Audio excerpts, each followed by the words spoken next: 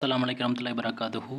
9வது அத்தியாயம் 54வது வசனத்தில் ஆண்டவன் நமக்கு ஒரு விழிப்புணர்வை கொடுக்கான். என்னென்னு பார்த்தீங்கன்னா, நம்ம மனசில் வெறுப்பு இருந்துச்சுனாவோ அல்லது நம்ம தொழாமல் இருந்ததாவோ நம்ம நரகத்துக்குள்ள நுழையக்கூடிய தகுதி உடையவர்களாக நம்ம இருக்கோம்னு அர்த்தம்.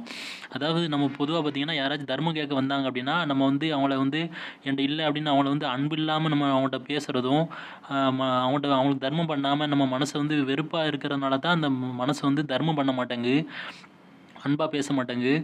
அதுமாரி தர்மம் பண்ணாமல் இருக்கிறதுனால தான் அந்த மனசு வெறுப்பில் இருக்குதுன்னு அர்த்தம். அதனால் நம்ம மனசை வெறுப்பில் இல்லாமல் பார்த்துக்கோங்க. அப்படி யாராச்சும் வெறுப்போடு நடந்துக்கிட்டாங்கன்னா அவங்கள மன்னிங்க, மனசு அமைதியாயிரும். அல்லது நல்ல வார்த்தை பேசுங்க. அதனால் மனசை வெறுப்புலாம் பார்த்துக்கோங்க. அதுமாரி நம்ம சோம்பேறித்தனத்தினால தான் தொழுகைக்கு போகாமல் நம்ம இருக்கோம். அது அது எப்படி தொழணுங்கிற ஒரு வழிமுறை தெரியாததுனால தான் நம்ம தொழாமல் கன்டினியூ பண்ண முடியல நம்மளால். அதனால் வழிமுறையை கடைப்பிடிச்சு தொழுங்க. அல்லாஹ் நம்மளை பார்த்துட்ருக்கான். பொருள் உணர்ந்து மறுமைக்கு பயந்து அல்லாஹ்வுடைய அருளை ஆதரவு வைத்து தொழணும்.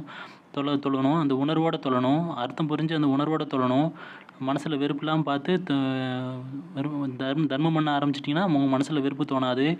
அப்படி பணம் இல்லாட்டாலும் நல்ல வார்த்தை பேசுங்க, அல்லது யாராவது செஞ்ச பாவத்தை மன்னிங்க. இதுவும் பணம் செலவு பண்ணுறத விட தர்மம் தான்.